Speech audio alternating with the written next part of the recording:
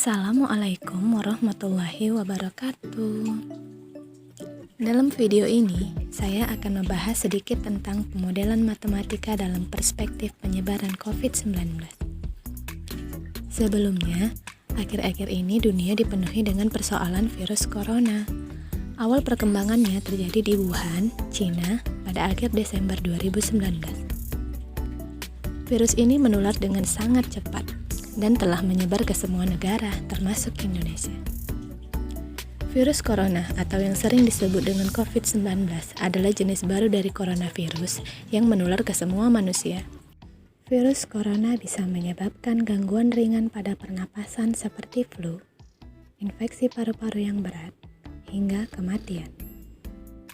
Selain virus corona, virus yang juga termasuk dalam kelompok ini adalah SARS dan MERS. Dalam penanganan COVID-19, bukan hanya menjadi persoalan ilmu kesehatan saja, namun ilmu matematika juga memiliki peran dalam penyebaran suatu penyakit yang berbahaya melalui pemodelan matematika, di mana model tersebut dikenal dengan matematika epidemiologi.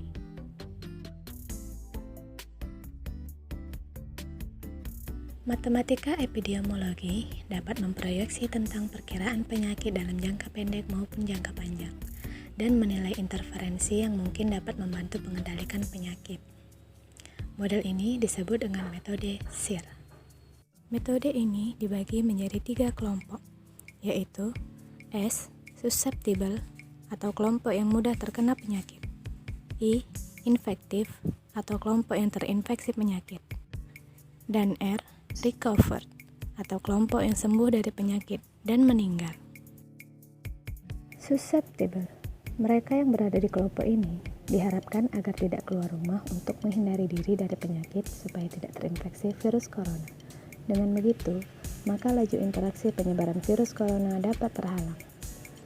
Namun sebaliknya, jika kelompok susceptible keluar rumah dan berinteraksi langsung dengan orang yang positif terkena virus corona, maka akan berubah status menjadi terinfeksi penyakit atau infected. Selanjutnya, kelompok infected. Pada fase ini, orang yang sudah terinfeksi virus corona harus melakukan pengisolasian diri agar penyakit tidak menyebar kemana-mana. Dan yang terakhir, kelompok recovered.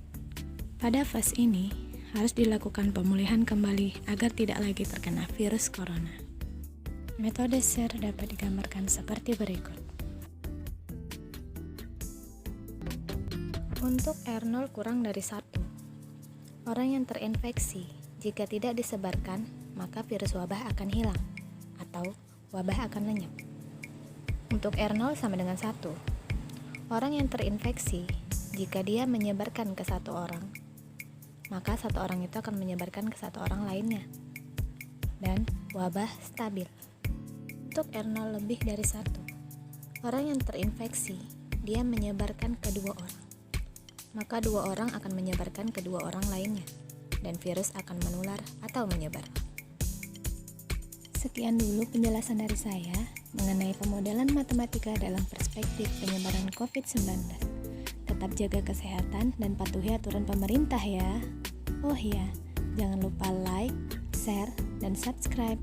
Assalamualaikum warahmatullahi wabarakatuh.